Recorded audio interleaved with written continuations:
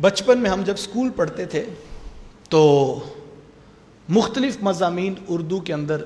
جو 15 نمبر کا ہوتا تھا، جو لکھنا ہوتا تھا، گھر سے یاد کر کے جانا اور پھر صبح اس کا ٹیسٹ دینا، کبھی صفائی نصف ایمان پر، کبھی میرا اسکول میرا مدرسہ، تو ایک عنوان ہوتا تھا اسوہ حسنہ، آقا کریم علیہ السلام کی سیرت کے عنوان پر۔ تو اس وقت بچے ہوتے تھے، تو وہ ہم ایک دن بیٹھے تھے تو ایک دوست جو ہے وہ ہیڈنگز یاد کر رہا تھا آقا کریم علیہ السلام کی سیرت کی، کہ پہلی سچائی ہے، دوسری دیانتداری ہے، تیسری سخاوت ہے۔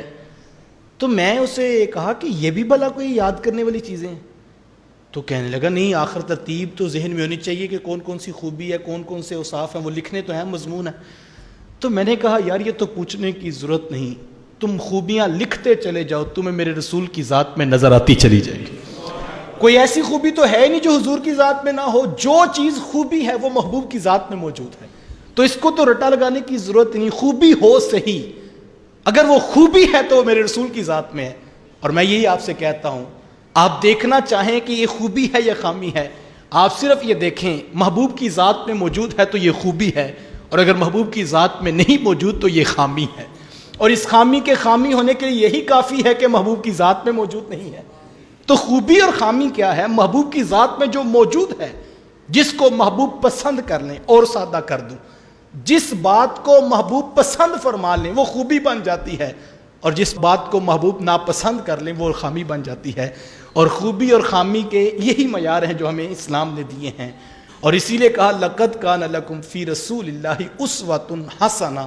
بے شک پیغمبر خدا کی زندگی تمہارے لیے بہترین نمونہ ہے۔ اور ہم خوش قسمت ہیں کہ اسلام نے ہمیں رول ماڈل پیش کر دیا اور کہا یہ ذات کامل ہے تمہارے سامنے، اور تم ان کی خوبیاں دیکھتے دیکھتے اپنے اندر اپنانا شروع کر دو، تو یہی تمہاری راہ نجات ہے۔ اور اگر جو چیزیں ان میں نہیں ہیں، انہوں نے ناپسند کی ہیں، ان کو چھوڑتے چلے جاؤ،